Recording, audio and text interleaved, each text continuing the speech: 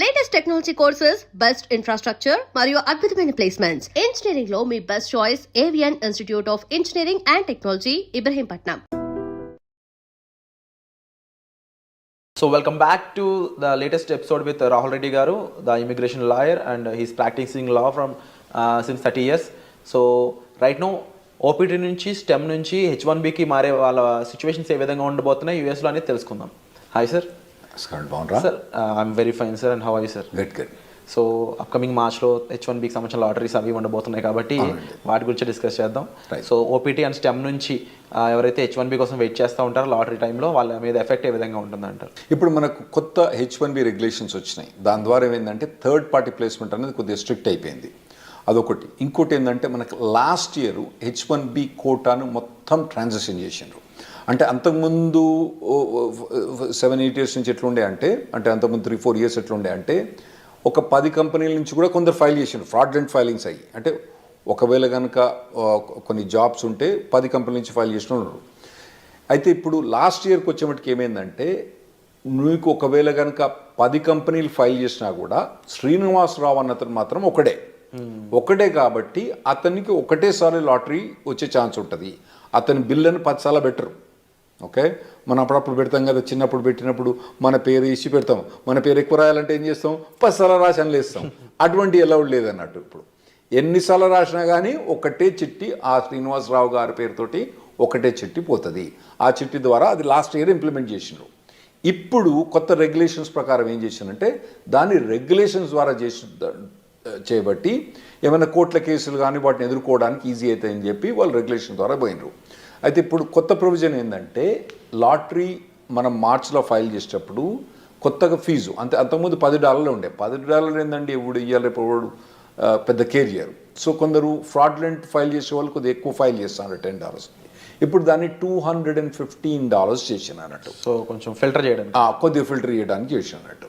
అసలు మేము ఈ రెగ్యులేషన్స్ పాస్ చేసేటప్పుడు మేము ఏమైనా అడ్వైజ్ చేసినామంటే అసలు మొత్తం లాటరీ చేసేటప్పుడు మొత్తం ఫైలింగ్ ఫీజే తీసుకోండి. ఓకే, సెలెక్ట్ అయితే ఆ ఫైలింగ్ ఫీజు ఇవ్వకండి. ఎట్లా మేము కట్టాలి కదా, ఫైలింగ్ ఫీజు కట్టాలి కదా, మేము ఇవ్వకండి అని చెప్పి మేము అడ్వైజ్ చేసినాం. వాళ్ళు ఇన్లే సరే ఏదో $215 చేసిండ్రు. సో ఇప్పుడు కొత్తగా ఓపీటీ నుంచి స్టెమ్ ఎక్స్టెన్షన్ నుంచి ఉన్న వాళ్ళు ఇప్పుడు మార్చ్ అంటే మనకు దగ్గరకు వచ్చింది. ఇప్పుడు ఆల్మోస్ట్ డిసెంబర్ అయిపోతూనే ఉంది. మార్చ్కు మీకు H1B లాటరీ ఉంది. ఇప్పటి నుంచే మీరు కంపెనీ కానీ, కంపెనీ హెచ్ఆర్ కానీ, కంపెనీ లాయర్ కానీ కాంటాక్ట్ చేసి టచ్లో ఉండి మీరు H1B ఫైల్ చేయడానికి రెడీ కాండి. అండ్ వీళ్ళు ఎటువంటి జాబ్స్ని చూస్ చేసుకోవడానికి స్కోప్ ఉంటుందంటారు ముఖ్య H1B టైంలో? నార్మల్గా అంటే మన వాళ్ళందరూ కంప్యూటర్ ప్రొఫెషనల్స్ ఉంటారు కాబట్టి మనకు 3 టైప్స్ ఆఫ్ జాబ్స్ ఉంటాయి నార్మల్గా అండి. ఒకటి ఎండ్ క్లయింట్ అంటే నార్మల్గా కోకోలా కంపెనీ, లేదంటే నెక్స్ట్ ఇంప్లిమెంటేషన్ పార్ట్నర్, ఈ డెలాయిట్, కాగ్నిజెంట్, ఇన్ఫోసిస్ అన్ని ఇంప్లిమెంటేషన్ పార్ట్నర్ టైప్ ఉంటాయి. ఇంకోటేమో ABC కన్సల్టింగ్ కంపెనీ, చిన్న కంపెనీస్ ఉంటాయి. అయితే మనం మొదలు కవర్ చేసిన ఎపిసోడ్లో ఏంటంటే కోకోలతో కంపెనీతో పనిచేస్తే కొద్దిగా మంచిగా ఉంటుంది H1B ప్రొవిజన్స్ అని చెప్పినాం. కాకపోతే ఈ ఎండ్ క్లయింట్ పనిచేసినప్పుడు వాళ్ళు ఏం చేస్తారంటే నీకు 3 ఏళ్ళు వర్క్ పర్మిట్ ఉంది కదా, నీకు ఇప్పుడే H1 అప్లై చేయమంటారు. అది వీనికి పెద్ద బాధ అయింది. ఎందుకంటే ఇప్పుడు 3rd ఇయర్ పోయినప్పుడు వీని H1B లాటరీ రాలేదనుకోండి, వీని పని గోవిందా. సో అటువంటి వీళ్ళు నార్మల్గా కంపెనీ పోయేటప్పుడు అంటే చాయిస్ ఉంటే మాత్రం మీకు కంపెనీ ఈ ఇయర్ మీకు H1B అప్లై చేస్తుందా చేస్తలేదా అదొకటి కనుక్కోండి. ఎండ్ ఆఫ్ ది స్టెమ్ ఎక్స్టెన్షన్లో సార్ ఇన్ కేసు ఎంప్లాయర్ని చేంజ్ చేసుకున్నాం అనుకోండి, అప్పుడు సిచ్యువేషన్ ఏ విధంగా ఉంటుంది? ఎంప్లాయర్ చేంజ్ చేసుకున్నా కానీ ఆ మార్చ్ టైంలో ఫైల్ చేస్తే సరిపోద్ది. మార్చ్ టైంలో ఫైల్ చేయకపోతే సరిపోద్ది. ఇంతకుముందు చెప్పినట్టు ఏంటంటే ఒకవేళ కనుక ఇప్పుడు మనం డిసెంబర్ జనవరిలో ఉన్నారు కదా, మీరు ఇప్పుడు మీ కంపెనీ కనుక మీరు H1B ఫైల్ ఈ లాటరీలో ఫైల్ చేస్తారా చేయరు కనుక్కోండి. ఒకవేళ చేయరని అనుకుంటే మాత్రం ఈ కంపెనీ వదిలిపెట్టి వేరే ఏ కంపెనీ కనుక మీకు జాబ్ దొరికితే ఆ కంపెనీకి పోవడం బెటరు. ఎందుకంటే H1B లాటరీ ఎంత తొందర వస్తే అంత బెటర్. ఎందుకంటే మనం లాస్ట్ 10 ఇయర్స్ నుంచి చూస్తున్నాం కదా, H1B లాటరీ అనేది కష్టమవుతుంది రావడం. ఓకే, ఇది లాటరీలో రావడం చాలా కష్టమవుతుంది. పోతానా కొద్ది ఇంకా పర్సంటేజ్ ఛాన్సెస్ తగ్గిపోతున్నాయి. మీకు 3 టైమ్స్ కూడా మీరు లాటరీ ట్రై చేసుకోవాలి, అవసరమైతే 4 టైమ్స్ కూడా మీరు లాటరీ ట్రై చేసుకోవాలి. వచ్చినప్పుడు ఇమ్మీడియట్గా ఫైల్ చేసుకోండి, మళ్ళీ నెక్స్ట్ ఇయర్ పెట్టకండి అన్నట్టు. ఒకవేళ ఈ కంపెనీ ఫైల్ చేయకపోతే మీకు వేరే జాబ్ దొరికితే మాత్రం వేరే జాబ్ తీసుకొని ఆ జాబ్ ద్వారా కూడా మీరు H1B ఫైల్ చేసుకోవడం బెటర్. స్టెమ్ స్టూడెంట్స్కి ఎలాంటి ప్రొటెక్షన్ ఉంటుంది సార్? అంటే ఎక్స్పైరేషన్ ముందు జాబ్ పోయినట్లయితే వాళ్ళకి ఏమైనా ప్రొటెక్షన్ ఉంటుందా? ఏముండదండి, గోయిందా అంతే. ఇప్పుడు H1B ఇప్పుడు ఉందనుకోండి, ఇప్పుడు మార్చ్లో లాటరీ ఉంది, ఫిబ్రవరిలో జాబ్ పోయిందనుకోండి, మార్చ్లో వాళ్ళు ఫైల్ చేయరాదు అన్నట్టు. అయితే కొందరు ఏం చేస్తారంటే ఈ కన్సల్టింగ్ కంపెనీ ద్వారా పోయి ఫ్రాడ్లెంట్గా వాళ్ళకి డబ్బులు ఇచ్చో జాబ్ లేకున్నా ఫైల్ చేయించుకుంటారు. అవి అయితే నేను అవాయిడ్ చేయమని చెప్తా. ఎందుకంటే మీరు లాంగ్ రన్లో చూసుకోండి, మళ్ళీ కాకపోతే ఇండియాకి వచ్చి మీరు మళ్ళీ H1B లాటరీ అప్లై చేసుకోవచ్చు, కానీ ఇటువంటి ఫ్రాడ్లెంట్ కంపెనీస్ మాత్రం పోకండి. జెన్యున్ జాబ్ ఉంటే మాత్రమే మీరు H1B ఫైల్ చేయించుకోండి. జెన్యున్ జాబ్ లేకపోతే ఎప్పుడు కూడా H1B ఫైల్ చేయించుకోకండి. లేదు, ఇన్ కేస్ జాబ్ పోయింది అనుకున్న టైంలో స్టెమ్ ఓపీటీ మెయింటైన్ చేస్తూ ఎంప్లాయర్ మార్చుకునే స్కోప్ ఉంటుందా? స్టెమ్ ఓపీటీలో మనకు 90 days ఆఫ్ అన్ఎంప్లాయ్మెంట్ అలౌడ్ అండి. సో ఆ డేస్ని అక్కడక్కడ మెయింటైన్ చేసుకోవాలి. అదే అక్కడ మెయింటైన్ చేసుకోవచ్చు. మెయింటైన్ చేసుకొని దెన్ వేరే జాబ్ కనుక హాప్ ఆన్ అయితే అప్పుడు H1B ఫైల్ చేసుకోవచ్చు.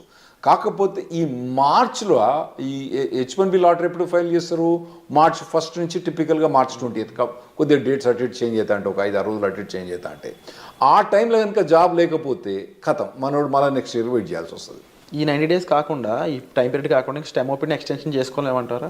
స్టెమ్ ఓపీటీ అంటే 90 days అన్ఎంప్లాయ్మెంట్ ఎక్స్టెండ్ చేసుకోవడమా, లేదా 2 years స్టెమ్ ఓపీటీని ఎక్స్టెండ్ చేసుకోవడం? లేదండి, స్టెమ్ ఓపీటీ అన్నది 2 yearsకి లిమిటెడ్. అయితే అందులో కొన్ని చిన్న చిన్న ఎగ్జామ్షన్స్ ఉన్నాయి. ఇప్పుడు H1B అన్నది మనం మార్చ్లో లాటరీ ఫైల్ చేసినా కూడా యాక్చువల్ H1B అనేది అక్టోబర్ దాకా స్టార్ట్ కాదు.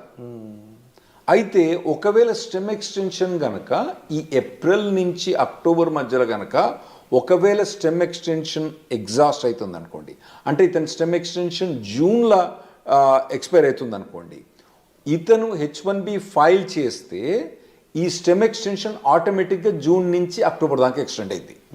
అట్లా కొన్ని లిమిటెడ్ ఎగ్జామ్షన్, దాన్ని మేము క్యాప్ గ్యాప్ అంటాం అన్నట్టు. క్యాప్ గ్యాప్ అంటాం. అది ఎప్పటి నుంచి? నార్మల్గా టిపికల్గా ఏప్రిల్ నుంచి అక్టోబర్ దాకా ఎక్స్టెండ్ అయింది.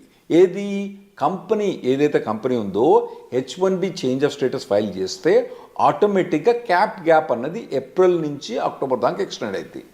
అండ్ మనం ముందు మాట్లాడుకున్న ఈ రూల్స్ అండ్ రెగ్యులేషన్స్ అన్నీ కూడా పార్ట్ టైంలో కూడా అప్లైకబుల్ అవుతాయా? అంటే ఇప్పుడు స్టెమ్ వాళ్ళు పార్ట్ టైం కూడా సేమ్ ఇదే చేయొచ్చా, లేదా ఫుల్ టైమే చేయాలి కంపల్సరీ? మీరు అన్నట్టు ఒకవేళ కనుక H1B జాబ్ ఫైల్ చేసిన అనుకోండి, పార్ట్ టైం కూడా వాళ్ళు ఎక్స్టెండ్ చేసుకోవచ్చు. ఏది టిపికల్గా ఏప్రిల్ నుంచి అక్టోబర్ దాకా. అయితే ఇప్పుడు కొత్తగా వచ్చిన రెగ్యులేషన్స్ ఏవైతే January 17, 2025 అప్లికే అవుతాయో దానికి యాక్చువల్లీ స్టూడెంట్స్ కొద్దిగా ఈజీ ప్రొవిజన్ ఇచ్చిండ్రు. కపుల్ ఆఫ్ ప్రొవిజన్స్ ఏమి ఇచ్చిందంటే, ఒకవేళ నార్మల్గా మేము H1B ఫైల్ చేసినప్పుడు October 1st డేట్ పెట్టే ఫైల్ చేయాలి, October 2nd ఫైల్ చేయొద్దని చెప్పినట్టు. ఇప్పుడు కొత్తగా ఏంది, నువ్వు ఎక్స్టెండెడ్ డేట్స్ అంటే ఇంకా లేట్ డేట్ తోటి కానీ మేము ఒకవేళ కనుక మేలో ఫైల్ చేసినా కూడా కొద్దిగా లేట్గా స్టార్ట్ డేట్ అంటే వీని స్టెమ్ ఎక్స్టెన్షన్ ఉంటుంది కదండి, ఈ స్టెమ్ ఎక్స్టెన్షన్ ఎక్కువ వాడుకోవడానికి ఇంకా ఎక్కువ రోజులు పెట్టుకొని, అంటే October 1st కాకుండా డిసెంబర్ కానీ జనవరి కానీ స్టార్ట్ డేట్ పెట్టుకొని మేము H1B ఫైల్ చేసుకోవచ్చని కొత్త రెగ్యులేషన్ వచ్చింది. ఇది స్టెమ్ ఎక్స్టెన్షన్ ఉన్న వాళ్ళకు, ఓపీటీ ఉన్న వాళ్ళకి చాలా అడ్వాంటేజ్ అండి. ఎందుకంటే అనవసరంగా 6 years H1B వాడరు. ఇంకోటి ఏంటంటే వీళ్ళకి ఓపీటీ స్టెమ్ ఎక్స్టెన్షన్స్లా వీళ్ళకు 7% ఇన్కమ్ ట్యాక్స్ రిబేట్ వస్తుంది. H1B పోయినప్పుడు రాదు. అంటే దాన్ని యాక్చువల్ ఇన్కమ్ ట్యాక్స్ అన్నాము, సోషల్ సెక్యూరిటీ అంటాము. ఆ సోషల్ సెక్యూరిటీ అన్నది వీళ్ళు కట్టని అవసరం లేదు. సో ఆ ఎగ్జామ్షన్ కూడా ఇది వీళ్ళు ఎక్కువ వాడుకోవచ్చు. ఆ ప్రొవిజన్స్ కూడా ఇచ్చిండ్రు. ఇంకోటి ఏది, స్టార్ట్ డేట్ లేట్ చేయొచ్చు అని ఉంది కదా. ఇంకోటి నేను ఏం చెప్పినా, స్టెమ్ ఎక్స్టెన్షన్ కానీ ఓపీటీ కానీ ఏప్రిల్ నుంచి అక్టోబర్ దాకా H1B ఫైల్ చేస్తే ఆటోమేటిక్ అక్టోబర్ దాకా ఎక్స్టెండ్ అవుతుందని చెప్పిన. దాన్ని క్యాప్ గ్యాప్ అంటాం.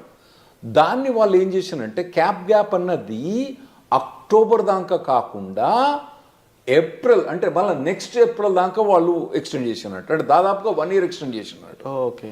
కాకపోతే దాని కిటికీ ఏంటంటే, ఈ క్యాప్ గ్యాప్కు H1B అన్నది ఫైల్ చేయడం కంపల్సరీ. చేసిన వాళ్ళకి మాత్రం లాటరీలో సెలెక్ట్ అయ్యి H1B ఫైల్ చేసిన వాళ్ళకే ఈ క్యాప్ గ్యాప్ వర్తిస్తుంది. అంటే ఇప్పుడు తర్వాత ఈ క్యాప్ గ్యాప్ ఎక్స్టెన్షన్ కూడా H1B లాటరీలో సెలెక్ట్ అయ్యి H1B ఫైల్ చేసిన వాళ్ళకే ఈ క్యాప్ గ్యాప్ అన్నది వర్తిస్తుంది. అంటే ఈ ప్రొవిజన్ నార్మల్గా తీసుకొచ్చిన అవసరం ఏం పడిందంటే, H1B నార్మల్గా 5-6 మంత్స్లో అప్రూవ్ అయిపోద్ది. లేదంటే మనోడు ఎక్కువ పైసలు కట్టేస్తారు 3 వారాలకే అప్రూవ్ అవుతుంది ప్రీమియం ప్రాసెసింగ్కి. కొత్త అడ్మినిస్ట్రేషన్ వస్తుంది కదా, కొత్త అడ్మినిస్ట్రేషన్ అప్పుడు ఈ కొత్త అడ్మినిస్ట్రేషన్ కొత్తదేం కాదు, అంతకుముందు ఉన్నదే. అంతకుముందు మమ్మల్ని నరక యాతలు పెట్టింది ఈ అడ్మినిస్ట్రేషన్. వాళ్ళు ఈ ప్రీమియం ప్రాసెసింగ్ ఇవన్నీ సస్పెండ్ చేసిండ్రు. అయితే ఇప్పుడు క్యాప్ అనేది అక్టోబర్ దాకానే, ఇదివరకు పాత రూల్స్ ప్రకారం అక్టోబర్ దాకానే ఎక్స్టెండ్ అయ్యి అక్టోబర్లో H1 అప్రూవ్ కాలేదనుకోండి, ఇడు జాబ్ చేయకుండా కూర్చోవాలి. అప్పుడప్పుడు పెద్ద కంపెనీలు ఏం చేస్తాయి, జాబ్ చేయకపోతే పో నీ H1 తీసేస్తాను తీసిపో, జాబ్ తీసేసుకోవచ్చు. అప్పుడేమవుతుంది, నా గరక నా ఘాటక అవుతాడు వీడు. అయితే ఇప్పుడు కొత్త ప్రొవిజన్ ప్రకారము ఒకవేళ ట్రంప్ అడ్మినిస్ట్రేషన్ వచ్చి H1 ప్రీమియం ప్రాసెసింగ్ తీసేసిన, అంటే ఎక్స్ట్రా $2,500 కట్టినా కూడా, దానికి ఎక్కువ ఫాస్టర్ ప్రొవిజన్ తీసేసినా కూడా, మనోడు అక్టోబర్ దాటిన తర్వాత, అంటే వీని వర్క్ పర్మిట్ ఒకవేళ జూన్లో అయిపోయినా కూడా అక్టోబర్ దాకా కాకుండా మళ్ళీ ఏప్రిల్ దాకా ఇతను జాబ్ గ్యాప్ మీద జాబ్ చేసుకోవచ్చు. అది ఈ January 17th మనకు వచ్చే రెగ్యులేషన్స్ తోటి చాలా అడ్వాంటేజ్ అవుతుంది మనకు. ఓవరాల్గా డిఫరెంట్ అప్లికేబుల్స్ అయితే రానున్నాయి అనేది అర్థమవుతుంది క్లియర్గా. అండ్ కొన్ని బెనిఫిషరీస్ కూడా కనిపిస్తూ ఉన్నాయి డెఫినెట్లీ. అండ్ బిఫోర్ జాబ్ వీళ్ళు STEM OPT వాళ్ళు ఎటువంటి రిక్వైర్మెంట్స్ ఉంటాయి సార్ అప్లై చేయడానికి? అంటే OPT STEM ఎక్స్టెన్షన్ ఈ రెండిట్లు అంటారా? అంటే వీళ్ళు మొదటి నుంచి కాలేజీలో చదువుతున్నప్పుడే వీళ్ళకు ఆన్ క్యాంపస్ రిక్రూట్మెంట్ నడుస్తుంటుందండి. వాటిల్లో పార్టిసిపేట్ చేయాలి. ఇంకోటి ఏంటంటే, మీకు ఇంతకుముందు చెప్పినట్టు ఏంటంటే, వీళ్ళు మొదటి నుంచి కూడా ఏదో టెక్నాలజీ తీసుకొని, హాట్ టెక్నాలజీ తీసుకొని, కరెంట్ టెక్నాలజీ తీసుకొని, దాని మీద కంప్లీట్గా ఇంటర్న్షిప్స్ కానీ, తర్వాత ఎడ్యుకేషన్ కానీ, ట్రైనింగ్ కానీ తీసుకొని, ఒకవేళ టెక్నాలజీ మారితే మళ్ళీ ఇమీడియట్గా మారండి టెక్నాలజీ. కానీ ట్రైనింగ్ అన్నది ఇక్కడ కూర్చొని ఆ సినిమాలు చూసిన దానికి వీటి చూసిన దానికన్నా ఇటు పక్క పోయి ఈ ట్రైనింగ్ ఇటువంటివన్నీ తీసుకోవడం చాలా మంచిది. ఎందుకంటే నార్మల్గా ఇక్కడ జనరల్ ప్యాకేజ్ ఏంది 5 lakhs 6 lakhs ఉన్నది, అక్కడ మీకు 80 లక్షల నుంచి మొదలైంది ప్యాకేజ్.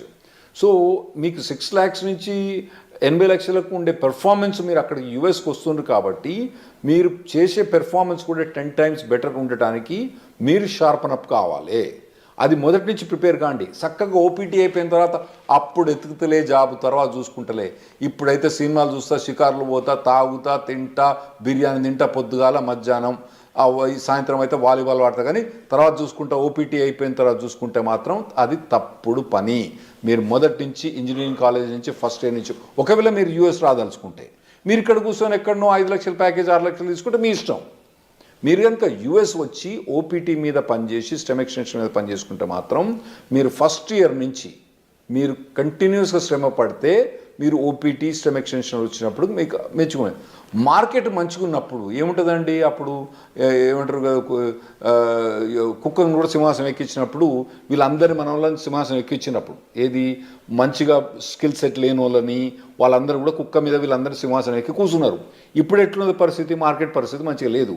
మరి మార్కెట్ పరిస్థితి మంచిగా లేదంటే యాక్చువల్గా మీరు స్టాక్స్లో బాగా చేస్తుంటారు కదా, అసలు యూఎస్లో ఇప్పుడు స్టాక్ మార్కెట్ ఎట్లుందండి, హై రేట్స్ ఉన్నాయి, అన్నీ బాగున్నాయి స్టాక్ మార్కెట్, అయినా కానీ IT ప్రొవిజన్ మొత్తం డౌన్ అయిపోయింది.